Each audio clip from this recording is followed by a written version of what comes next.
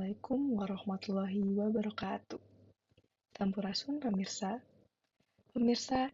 kiwari simkuring bakal ngabawa warta di Jakarta. Ngenaan pelaksanaan ibadah itikaf di 10 poe panungkung bulan Ramadan. Nu diayakeun di Masjid Istiqlal.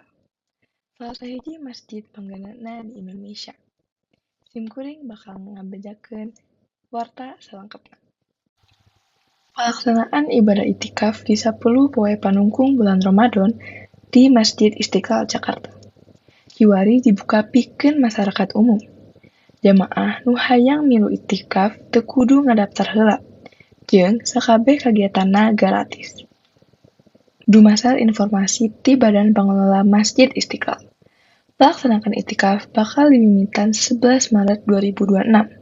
Sedangkeun jamaah geus bisa nginep di masjid di 10 Maret 2020. Panitia masjid oge ngabere sababaraha imbauan pikeun jamaah. Di antarana ngaluruskeun niat ibadah ku sabab Allah Ta'ala, menjaga adab jeung kebersihan saila di lingkungan masjid, serta disarankeun mawa alat sholat pribadi. Salian ti eta, jamaah oge dipenta teu mawa barang nu kacida lobana, sarta silih ngajaga keamanan jeung kenyamanan antar jamaah. Dina palaksanaana, kagiatan itikaf dimimitan ku persiapan jeung bubuka acara. Dituluyan ku maca ayat suci Al-Qur'an, sarta tausiah ti Imam Besar Masjid Istiqlal. Saterusna, jamaah ngalaksanakeun sholat tasbih, tahajud, jeung witir. Dituluyan ku zikir jeung renungan malam.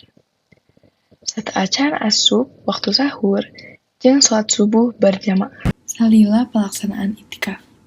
Panitia Masjid Istiqlal oge nyiapkeun imam jeung qori anu beda saban poena. Pikeun mimpin jeung ngaping kagiatan ibadah salila 10 poe panungkung bulan Ramadan.